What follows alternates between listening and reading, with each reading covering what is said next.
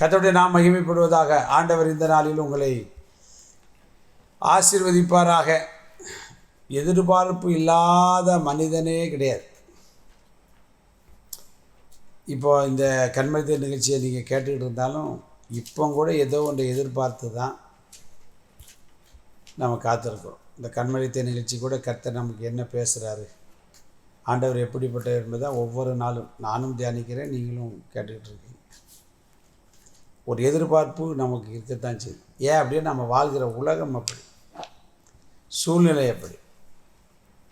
ஏன் நம்ம என்ன சொல்கிறது, எவ்வளவு நன்மை செய்தாலும் கூட நமக்கு விரோதமாக கிரியை செய்கிற பிசாசு ஏதாவது ஒரு வகையில் நம்மளை துக்கப்படுத்திக்கிட்டு நம்ம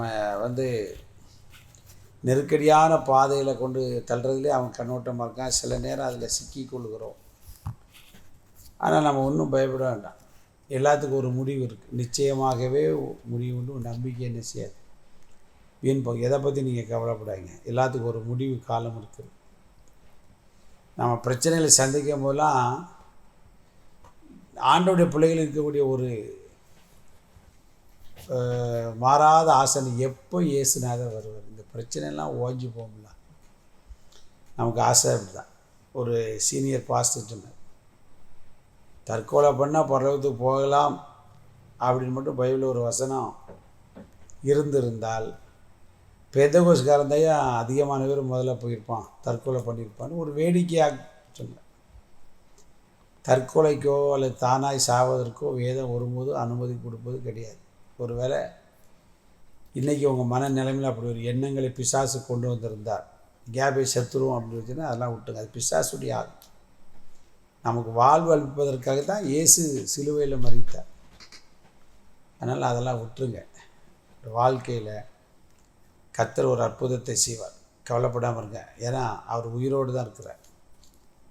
சில நேரங்கள் நமக்கு அனுமதிப்பார், சில நேரம் பிசாசுக்கு ஆண்டவர் கூட போட்டி நடக்கும். யோபு வாழ்க்கையை பார்த்தீங்களா?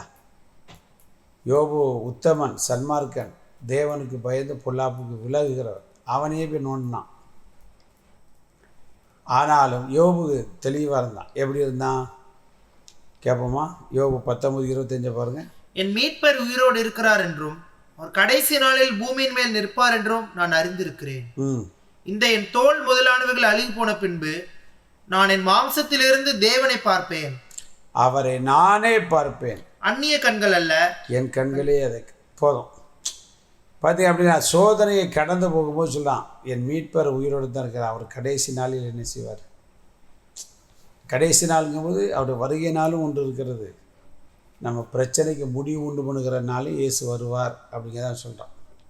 அதனால் இன்றைக்கி இருக்கிற சூழ்நிலை கண்டு கர்த்தர் மறந்துட்டார், விட்டுட்டார், நம்மளை கவனிக்கலை அப்படிலாம் யோபு புலம்புனான். ஆனால் இன்றைக்கி யோபின் சரித்திரம் நமக்கு தெரியுது இல்லையா? அவன் புலம்புறதில் அர்த்தம் இருக்குது.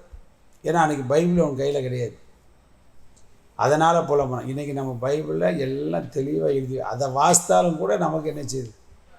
ஐயோ குய்யோ ஐயோ குய்யோ ஐயோ குய்யோன்று கிடக்கும். அதெல்லாம் விட்டுருங்க.